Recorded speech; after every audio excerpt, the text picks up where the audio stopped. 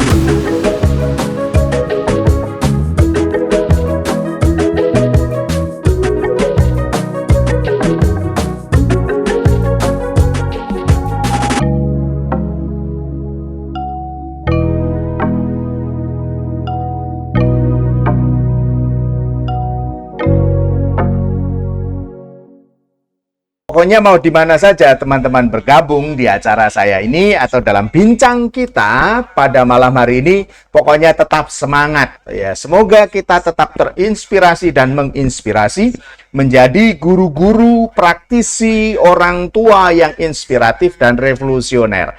Artinya memberikan wawasan, pencerahan, arah dasar ke depan bagi anak-anak kita, bagi anak murid kita, dan bagi dunia pendidikan kita. Baik, secara tahap per tahap, ya, kita akan berbincang tentang judul kita adalah metode pembelajaran yang paling efektif di masa pandemi menurut para pakar.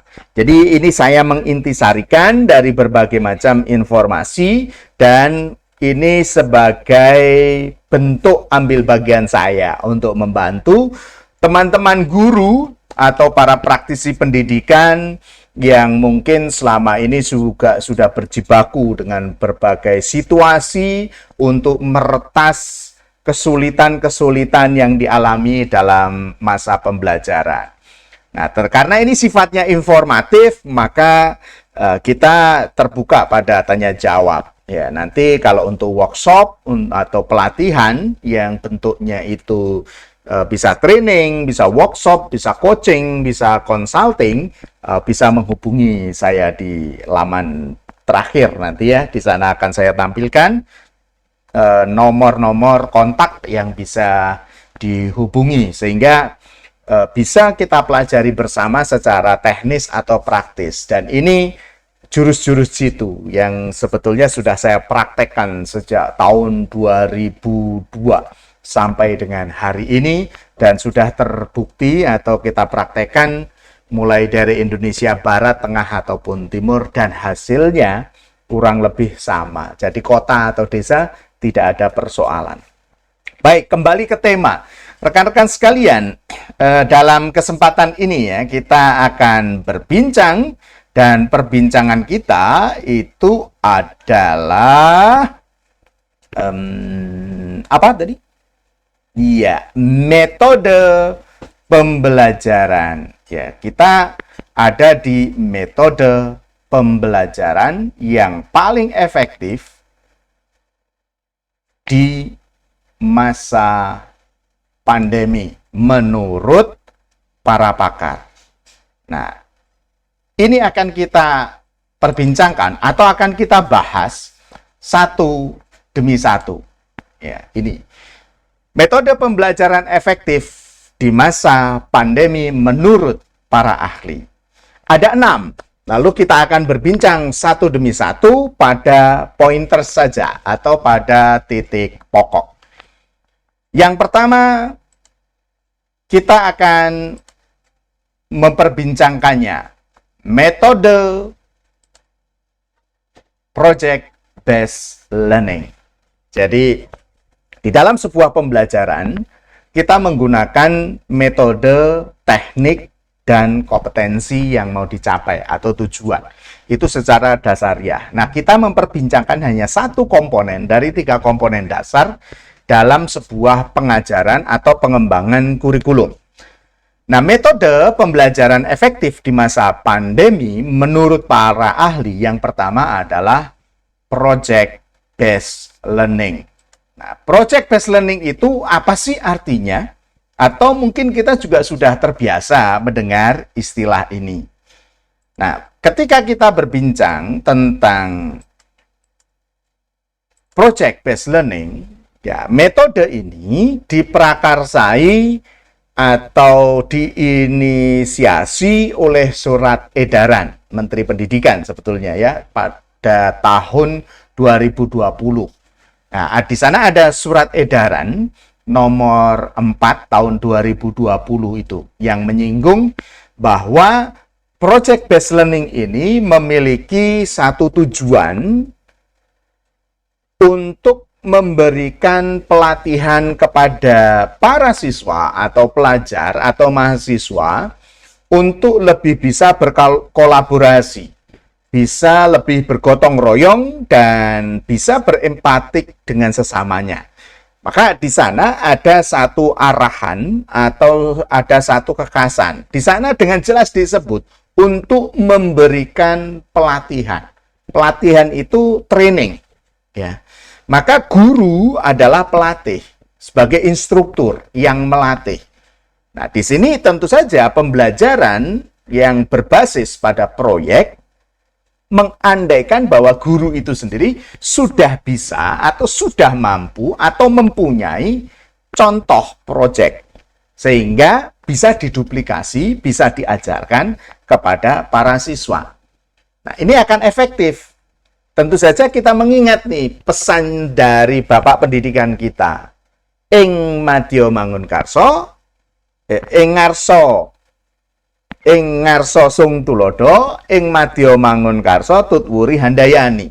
Nah, dengan project based learning atau pembelajaran berbasis project ini, guru itu baik di depan, di tengah atau di belakang itu bisa memberikan contoh project. Bagaimana proyek itu dihasilkan, bagaimana dikerjakan, bagaimana tahapan proses, dan lain sebagainya. Sehingga pembelajaran berbasis proyek ini menjadi efektif bila diterapkan untuk para pelajar dengan model kelompok. Ya, model kelompok atau grup-grup begitu. Sehingga mereka bisa bekerja sama, mereka bisa berkolaborasi gitu ya, bergotong royong, membuat satu percobaan-percobaan bersama dan mencari inovasi atau solusi-solusi dari satu proyek yang dilakukan bersama. Nah, tentu saja dengan cara bekerja sama seperti ini, maka metode pembelajaran ini menjadi sangat cocok bagi para siswa yang berada di zona kuning atau di zona hijau. Artinya situasi pandeminya tanda petik belum dalam kategori gawat gitu ya. Atau ini bisa dilakukan juga di fase pembelajaran normal, artinya ketika tidak ada pandemi. Nah, teman-teman sekalian, dengan menjalankan metode ini, maka pembelajaran yang satu ini tentunya harus memperhatikan protokol kesehatan kalau dalam situasi sekarang ini. Nah, sekarang ada satu anjuran bahwa pendidikan atau pembelajaran itu harus mulai dicicil, katakanlah begitu, mulai secara bertahap dilakukan. Nah, protokol kesehatan harus tetap kita jalankan karena itu mandatori, artinya harus demi melindungi diri kita, demi melindungi orang lain. Nah, ini menjadi satu hal yang penting bagi kita. Demikian teman-teman untuk project based learning. Jadi metode pembelajaran poin 1. Maka dengan demikian kita sudah belajar satu metode dari 6 metode yang kita pelajari atau yang kita perbincangkan pada malam hari ini. Kalau ada pertanyaan, komen silahkan rekan-rekan tulis di kolom komentar.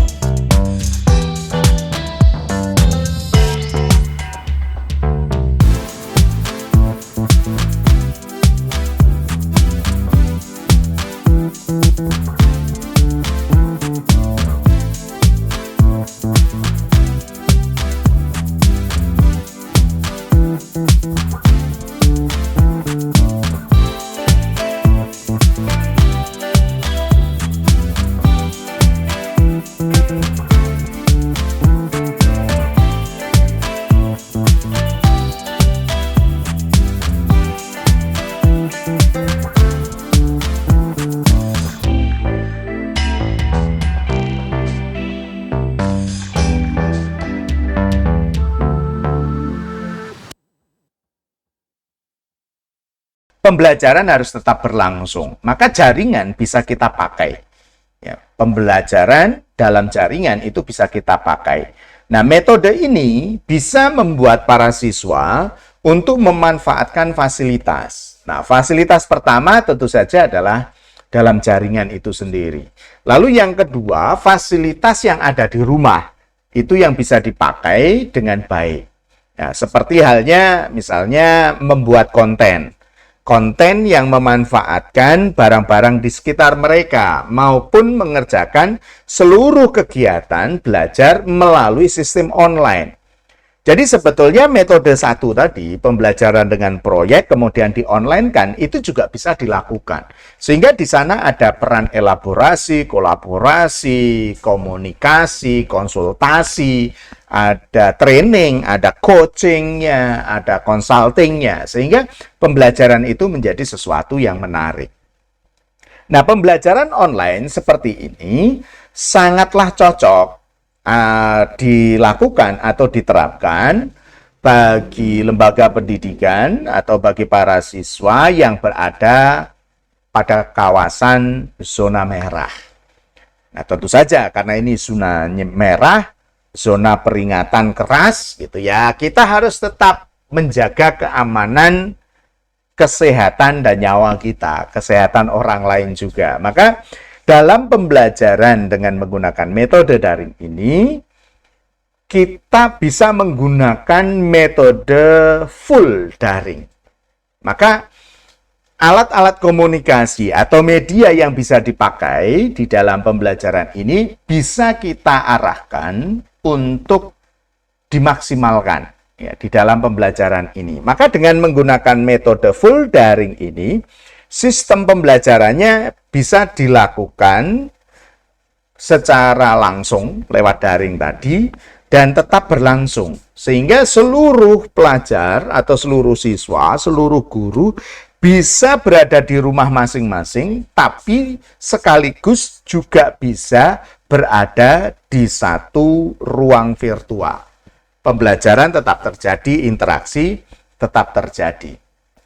Nah, tentu saja ini membutuhkan keterampilan atau kepiawaian tertentu dari guru ataupun dari para siswa. Makanya di dalam metode daring ini kita juga perlu membuat satu panduan langkah-langkah dalam sebuah proses pembelajaran sehingga metode daring ini bisa dilakukan secara efektif, secara produktif, dan pembelajaran akhirnya sampai pada tujuannya. Ini adalah yang kedua dalam metode pembelajaran efektif di masa pandemi menurut para ahli, yaitu daring.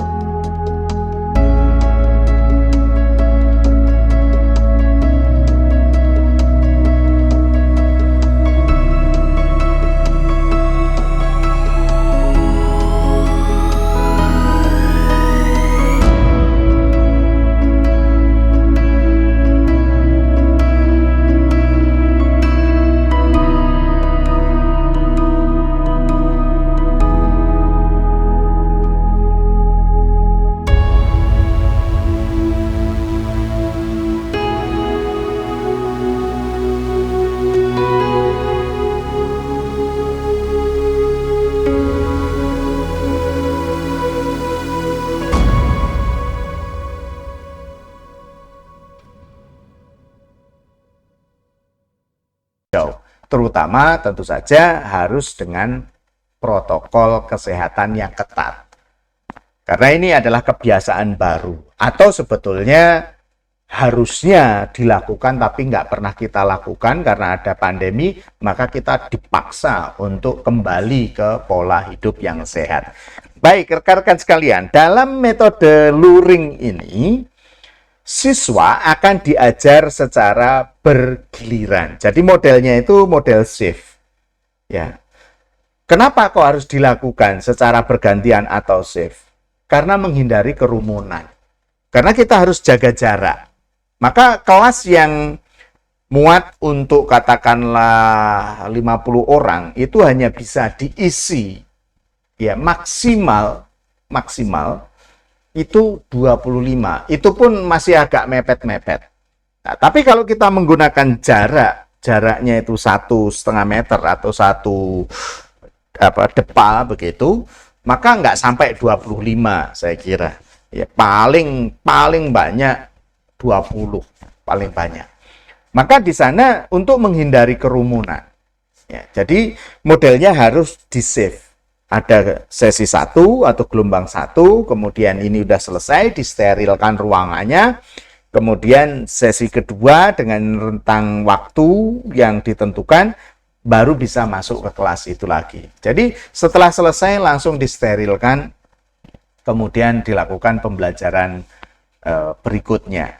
Maka dalam kesempatan ini, kita tentu saja ada satu kebutuhan atau tuntutan bahwa kurikulum itu harus di-squeeze atau diringkas atau dipadatkan. Dipadatkan itu dalam arti, dalam kurikulum itu kan ada 3 kategori ya. Kategori 1 adalah fundamental atau dasar, bahwa kompetensinya dan konten pembelajarannya itu dasar. Maka kalau dasar itu tidak bisa tidak, harus diberikan. Karena apa? Ini fundamen, landasan. Maka guru harus memahami itu, pengembangan kurikulum harus tahu itu, kepala sekolah harus tahu itu. Sehingga di dalam sebuah pembelajaran, penyederhanaan kurikulum itu artinya bahwa konten kurikulum itu bisa langsung kita klasifikasikan. Karena ini fundamental, maka harus diberikan. Lalu yang kedua, di dalam pembelajaran itu ada proses penguatan. Jadi pengulangan dan penguatan. Dan yang ketiga itu pengembangan. Nah, pengembangan itu tentu tuntutannya atau kompleksitasnya itu lebih luas lagi, lebih dalam lagi. Nah, dalam situasi darurat, mungkin pendalaman-pendalaman yang menuntut fasilitas, interaksi, ruang yang lebih luas, atau interaksi yang lebih intens, nah ini jangan dulu. Maka yang diajarkan yang dasar-dasar, dan diulang dulu aja.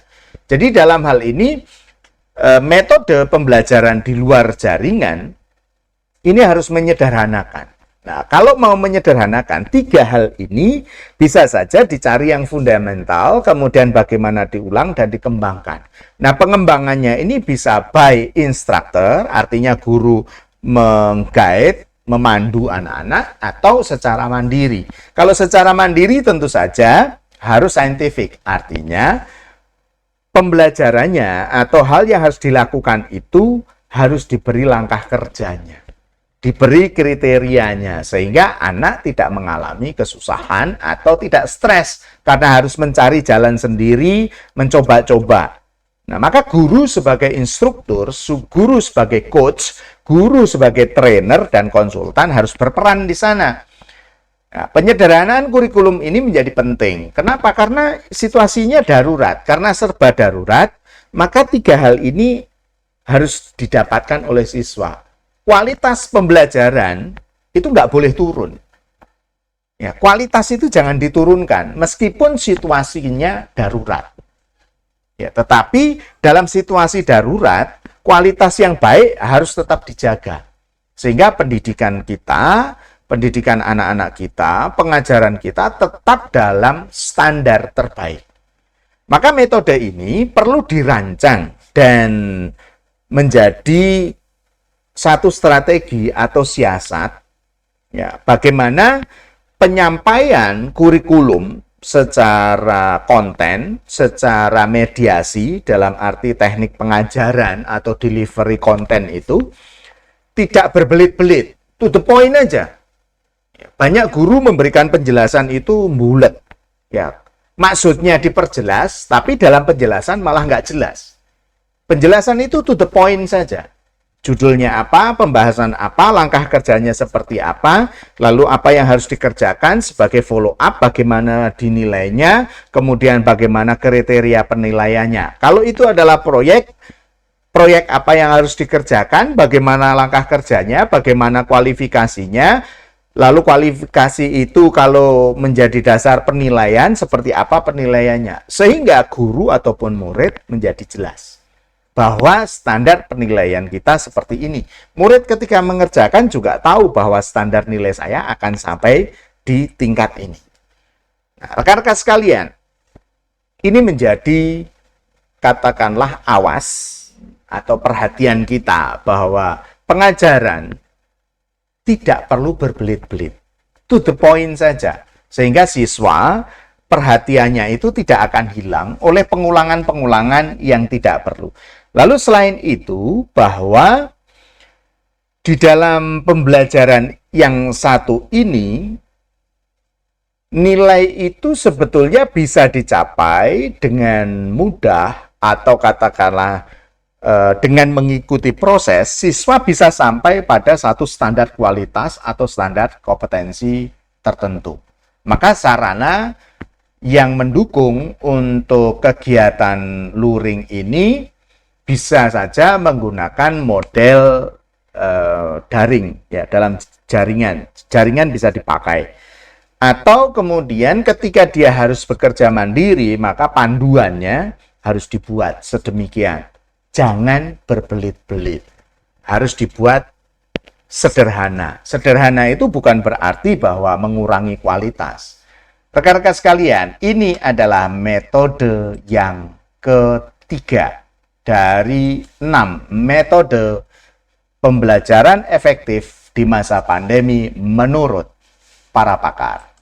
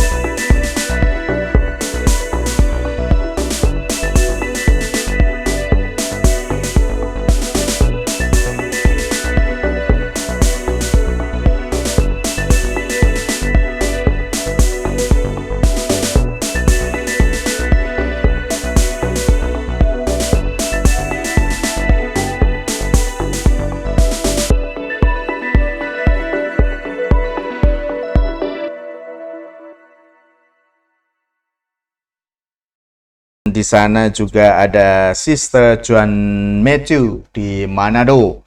Selamat bergabung semuanya. Kemudian ada juga Sister Nadine Nitisita. Kemudian ada juga Sister Mangke Femi. Nah, semua teman yang sudah tergabung, yang telah memberikan jempol ataupun hati atau komen, semuanya tetap semangat dan semoga ini menginspirasi bagi kita pembelajaran bersama. Oke, yang keempat adalah home visit. Nah, home visit ini dari katanya saja juga sudah menarik ya. Tentu saja kita perlu memahami home visit itu artinya apa ya. Home itu suasana rumah, keluarga. Ya, visit berkunjung ya, berarti metode ini adalah opsi yang bisa juga diperhitungkan oleh kita sejauh memungkinkan bahwa metode pembelajarannya itu dengan cara menyampaikannya seperti model homeschooling gitu ya. Jadi pengajar itu mengadakan home visit di rumah pelajar dalam waktu tertentu. Tentu ini membutuhkan waktu juga karena ada jarak tempuh dan lain sebagainya. Tetapi ini sebagai bentuk care atau kepedulian guru kepada siswa dan keluarga, melihat keadaannya agar selalu sehat, tetap semangat meski dalam situasi pandemi.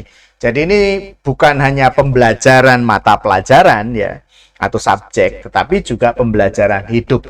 Bagaimana orang saling memperkuat hidup bersama dalam situasi atau penderitaan bersama. Nah, di dalam home visit, di sana disarankan bahwa kita juga tetap ya menjaga protokol kesehatan, itu yang pertama. Kemudian ini diperuntukkan atau cocok dilakukan kepada para siswa yang tidak memiliki fasilitas untuk daring atau belajar dalam jaringan. Maka sekali waktu dengan paket tertentu itu ya, paket pembelajaran, guru mengunjungi, mengajarkan paket itu, kemudian siswa bisa diarahkan untuk studi mandiri atau studi terpadu dan terpandu, sehingga ketika ketemu di dalam rumahnya atau di keluarganya itu pembelajaran menjadi lebih efektif. Jadi di dalam proses ini ya rekan-rekan, maka mendapatkan seperangkat pembelajaran itu menjadi penting sehingga siswa bisa menerima konten pembelajaran itu dengan baik. Dan metode ini tentu saja diberikan model penugasan yang terstruktur, yang jelas, pokoknya yang ringkas, yang tidak mengurangi kualitas, tetapi secara standar kualitas dan kompetensi bisa didapatkan oleh siswa. Intinya jangan berbelit-belit. Ya, model kurikulumnya harus ringkas, jelas. Nah, ini adalah yang keempat. Bagaimana rekan-rekan? Apakah menarik? Masih ada 2 lagi, tapi kita dengarkan musik untuk spirit kita tetap terjaga.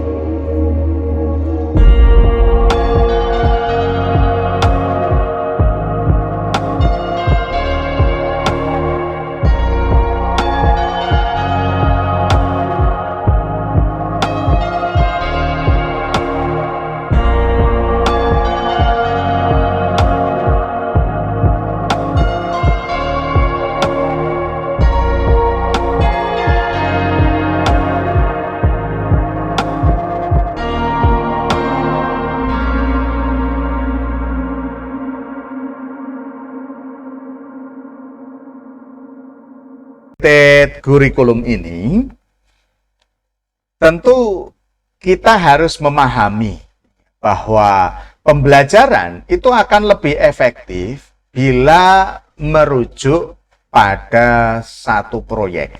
Nah, di dalam proyek ini, mata pelajaran atau mata kuliah, katakanlah begitu, berfokus pada proyek itu, dan dari sisi-sisi keilmuan itu, secara ringkas, padat, tidak berbelit-belit tadi, dirumuskan. Kemudian disistematisir menjadi satu proses. Sehingga setiap anak dalam kelas pembelajaran itu akan mempunyai proyek yang relevan. Nah, mata pelajarannya akan saling terkait satu terhadap yang lain. Nah, secara terintegrasi yang pernah saya praktekkan ya dalam kondisi normal pada waktu itu adalah dengan metode live-in atau studi ekskursi, pembelajaran di luar, ya di luar sekolah, bukan hanya di luar kelas tapi di luar sekolah. Tapi di sana semua mata pelajaran itu menjadi satu panduan di dalam proyek itu. Ya. Jadi ketika anak menyelesaikan proses pembelajaran itu, ada 8 atau 10 mata pelajaran itu bisa diselesaikan. Atau kalau dalam pendidikan di tingkat dasar, disebut juga dengan model pembelajaran tematik. Jadi ada tema tertentu, kemudian diambil satu proyek, begitu. Kemudian sisi-sisi keilmuan mata pelajaran tadi, mana yang esensial atau yang fundamental tadi dan perlu pengulangan atau perlu pengembangan di dalam proyek itu dirumuskan, disinergikan. Maka guru perlu duduk bersama, berkomunikasi bersama, kemudian bertemu dengan siswa, memberikan penjelasan. Ada panduannya, buku panduannya ada. Dan itu menjadi sesuatu yang menarik. Dan akhirnya menghasilkan karya-karya yang luar biasa. Nah, metode pembelajaran yang ini tidak hanya melibatkan satu mata pelajaran, tetapi semuanya harus berperan. Dan semua guru itu akhirnya menjadi tim teaching, atau tim trainer, atau tim coach, atau tim konsultan bagi para siswanya. Nah, sehingga anak-anak itu sangat antusias. Nah, pembelajaran ini juga bisa sebetulnya dilakukan secara terintegrasi. Dalam situasi pandemi, ya tentu saja kelompok-kelompok ini akan bekerja secara daring. Karena tanda petiknya itu situasinya tidak memungkinkan untuk ketemu secara langsung. Kalaupun bisa ketemu secara langsung, perlu juga diikuti 5M. Sebagai protokol kesehatan yang ketat tadi. Nah, rekan-rekan sekalian, ini kan menjadi sesuatu yang menarik ya. Dengan menerapkan metode ini, maka pelajar itu akan selalu mengadakan atau melakukan kerjasama. Ada gotong royong, ada kolaborasi, ada inovasi, ada critical thinking bersama gitu ya. Ada dialog, ada diskusi, mungkin ada juga debat di antara mereka.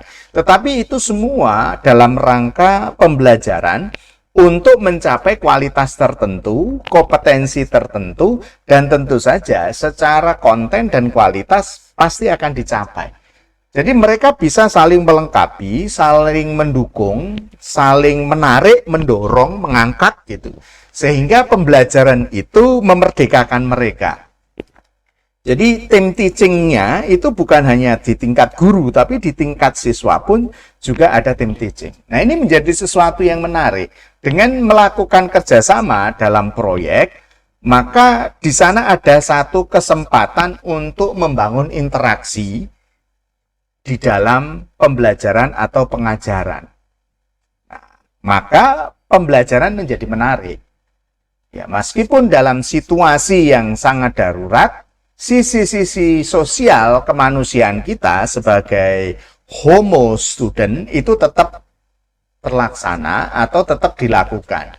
Manusia sebagai makhluk sosial yang harus bekerja di dalam kelompoknya atau harus hidup bersama dengan orang lain, untuk orang lain, untuk saling membantu, saling mendukung, saling mengembangkan, tetap bisa dilakukan. Nah, jadi pembelajaran ini bukan hanya demi subjek itu sendiri, akhirnya juga membangun sisi-sisi kemanusiaan. Inilah sisi-sisi pembentukan karakter manusia sosial atau homo socius. Nah, di dalam pembelajaran integratif ini atau tematik terpadu ini bisa diaplikasikan ke seluruh pelajar di satu tingkat begitu atau satu kelas atau bahkan satu sekolah begitu, dalam kelompok-kelompok yang memungkinkan mereka bisa berkolaborasi, berelaborasi, dan berinovasi dengan lebih mudah untuk mencapai tahapan-tahapan kompetensi atau yang dipersyaratkan secara kualitas. Nah, tentu saja jangan berbelit-belit. Harus ada langkah kerja yang jelas. Nah, langkah kerja yang jelas itu akan memudahkan anak, akan menyemangati anak bahwa proses belajar itu menyenangkan. Tapi kalau berbelit-belit, instruksinya berbelit-belit, penjelasannya berbelit-belit, penilaiannya nggak jelas, maka siswa menjadi putus asa. Nggak ngerti apa yang dimaksud gurunya dengan pembelajaran ini. Akibatnya EGP, emang gue pikirin. Nah, akhirnya yang repot siapa? Gurunya. Muridnya nggak repot, males repot. Kenapa? Karena nggak menarik. Tapi kalau pembelajarannya dikemas menarik, bernas, singkat, padat, jelas, nggak berbelit-belit, siswa akan berimprovisasi secara maksimal. Jadi rekan-rekan sekalian, tentu saja metode ini bisa diterapkan dengan sistem daring, bisa. Ya, jadi nanti kelompok-kelompok lewat daring itu bisa bekerja sama dan banyak media yang bisa kita gunakan, bisa WhatsApp, bisa Gmeet, bisa Zoom, bisa Webex, bisa Google Teams, macam-macam. Ada puluhan media daring yang bisa digunakan. Kalau memang nggak punya daring, sekali waktu dengan kelompok yang sangat terbatas, dengan protokol kesehatan yang ketat, bisa dilakukan lewat komunikasi yang lain ya, misalkan home visit atau yang lainnya. Jadi pelaksanaannya ini sangat aman ya bagi siswa. Maka kita sendiri juga harus peduli dengan hal itu sehingga pembelajaran yang kita lakukan menjadi efektif.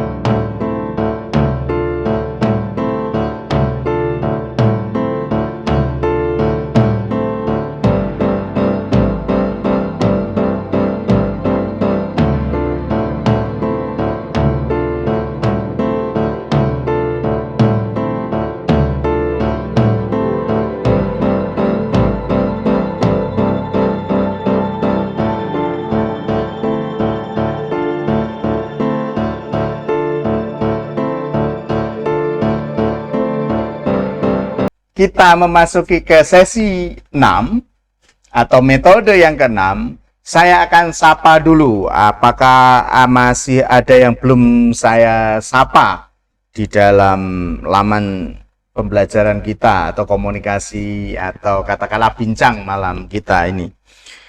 Saya melihat di sana ada nama baru lagi, Sister Bernardine Sitanggang, SND. Oke. Horas. Karena Sitanggang kan. Sister Bernardine, salam sehat, salam jumpa. Semoga tetap semangat, tetap berkarya. Dan juga untuk rekan-rekan semua yang masih menyimak, yang share link ini kepada teman-teman untuk berbagi, silahkan saja. Karena memang tema malam kita malam hari ini, metode pembelajaran efektif di masa pandemi menurut para pakar atau para ahli, ini diintensikan secara gratis. Artinya, boleh di-share. Karena ini adalah info untuk kita semua. Baik, rekan-rekan sekalian, kita akan memasuki yang ke-6. Metode yang ke-6, yang kelima adalah integrated curriculum. Maka yang ke-6,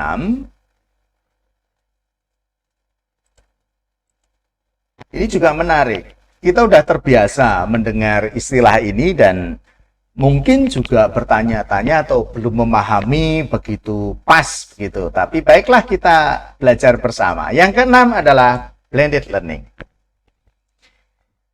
Blended learning. Kita pernah mendengar kata blender ya. Blender itu pencampur atau mesin yang ngaduk biar semuanya campur. Nah, kalau ini adalah blended learning, ya, metode ini berarti menggunakan dua pendekatan sekaligus. Jadi ada dua pendekatan berbeda yang dimix, yang disatukan begitu. Nah, di dalam artian seperti ini ya, bahwa metode ini menggunakan sistem daring tapi sekaligus tatap muka melalui video conference. Jadi meskipun para siswa atau mahasiswa itu ya, dan juga para dosen atau para guru melakukan pembelajaran dari jarak jauh, keduanya masih bisa berinteraksi satu sama lain. Ya. Jadi ini adalah dua pembelajaran. Nanti ada istilah-istilah yang beragam ya dari blended learning ini. Kemudian di dalam proses blended learning ini, salah satu metode yang dinilai efektif untuk meningkatkan kemampuan kognisi para pelajar itu diandaikan ketika mau berinteraksi di dalam kelas virtual atau kelas konvensional dengan jumlah terbatas itu sudah belajar terlebih dahulu. Nah, ini kalau dalam Mastery Holistic Integrative, artinya para siswa mahasiswa sudah melakukan preleksi atau membaca sesuatu informasi begitu yang terkait dengan tema yang mau dipelajari, sehingga di dalam kelas interaksi itu bisa berjalan dengan baik. Dan metode ini sebetulnya sudah dirancang atau diterapkan itu lama ya, awal abad ke-21. Ya, awal abad 21. Artinya bukan hanya di masa pandemi ini, tapi sebelum-sebelumnya itu sudah mulai diterapkan. Hanya mungkin belum familiar di telinga kita atau di dalam referensi literasi kita. Namun seiring perjalanan, ya, kemudian dengan situasi COVID atau merebaknya pandemi COVID-19 ini, metode yang satu ini kemudian dikaji lagi karena dinilai bisa menjadi salah satu metode pembelajaran yang cocok untuk para siswa atau mahasiswa.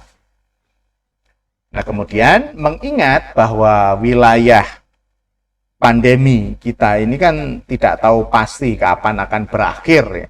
Maka metode ini bisa dimungkinkan diterapkan di dalam pembelajaran kita atau bisa menjadi opsi bagi para guru, para dosen, bagi para siswa, mahasiswa atau lembaga pendidikan di Indonesia untuk ya memilihlah salah satu metode ini atau blended learning ini menjadi salah satu opsi untuk proses pembelajaran agar tetap bisa berlangsung secara kuantitatif maupun kualitatif. Nah, rekan-rekan sekalian, maka dengan metode-metode ini diharapkan pendidikan di Indonesia juga bisa berjalan dengan baik. Nah, sekarang pertanyaannya bagi kita semua rekan-rekan adalah dari keenam metode yang kita pelajari tadi, mana yang paling efektif? Mana yang paling efektif?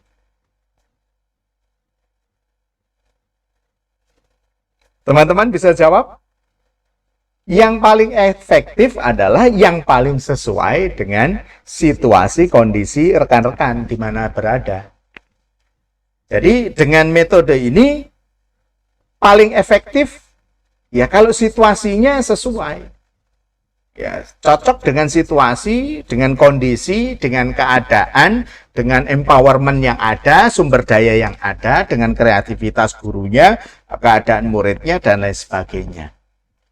Ya, bisa salah satu, salah dua, atau keenamnya.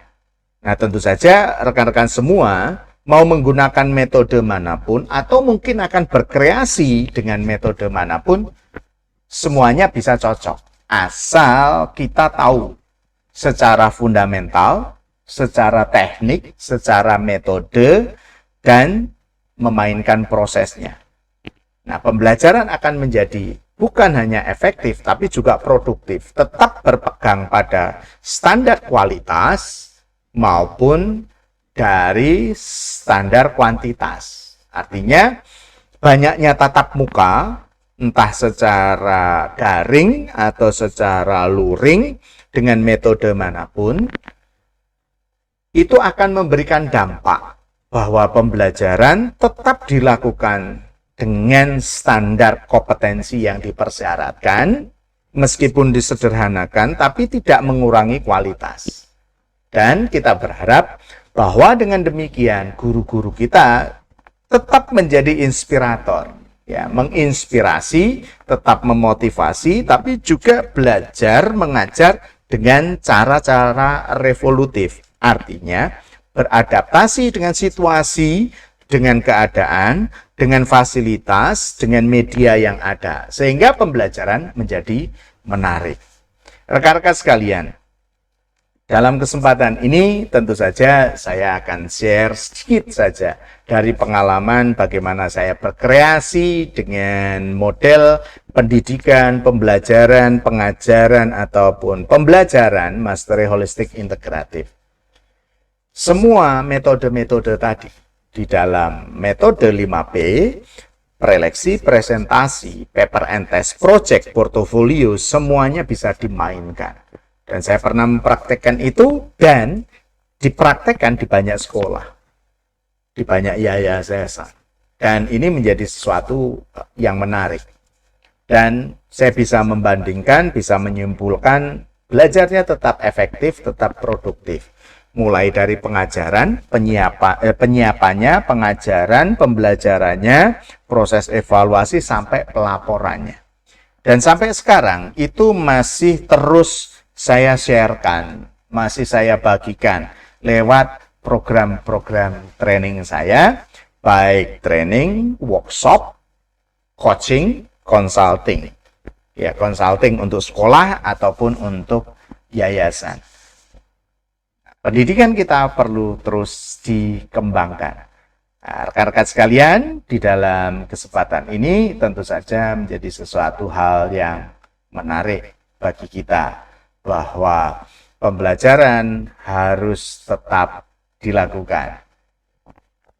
Baik, rekan-rekan sekalian, 6 hal ini saya sampaikan atau kita komunikasikan agar kita melihat satu peluang untuk berkreasi. Dan tentu saja pada sesi terakhir ini adalah jeda iklan yang nanti saya sampaikan kepada rekan-rekan semua. Apabila kita nanti bermitra dalam pengembangan lembaga pendidikan kita untuk menjembatani lahirnya generasi emas Indonesia, tentu saja rekan-rekan harus terus tetap semangat dan stay tune di channel ini sampai akhir.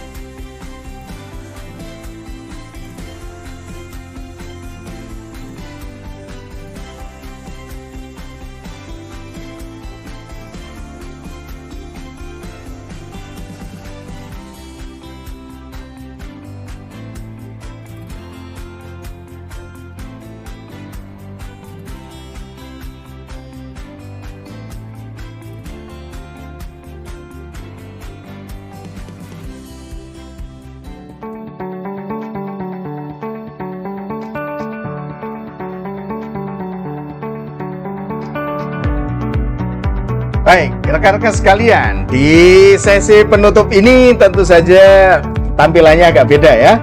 Nah, di sesi ini saya mau promote aja nih di sebelah nih. Ya, Excellency Educator, Inspiration of Your Higher Integrity, Competency and Education. Di sana kami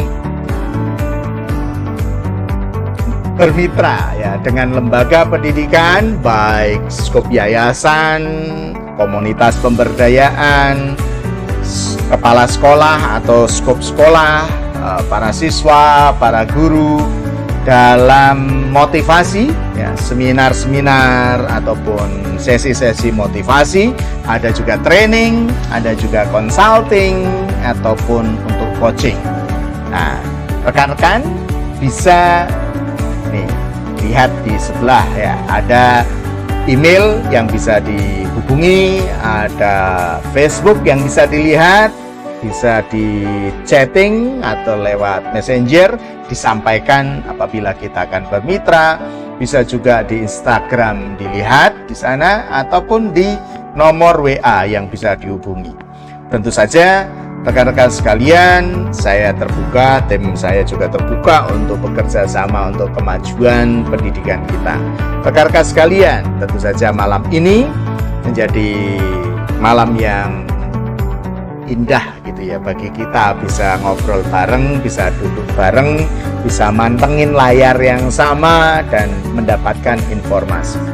Nah, kami juga terbuka untuk pelatihan-pelatihan, konsultasi ataupun pendampingan, dan membuat program-program yang di-customize atau dibuat khusus sesuai dengan kebutuhan lembaga pendidikan, para mitra pendidikan semua, baik dalam pendidikan formal ataupun dalam parenting yang bisa dijadikan program-program unggulan atau diferensiasi uniqueness selling point-nya bagi lembaga-lembaga para mitra sekalian.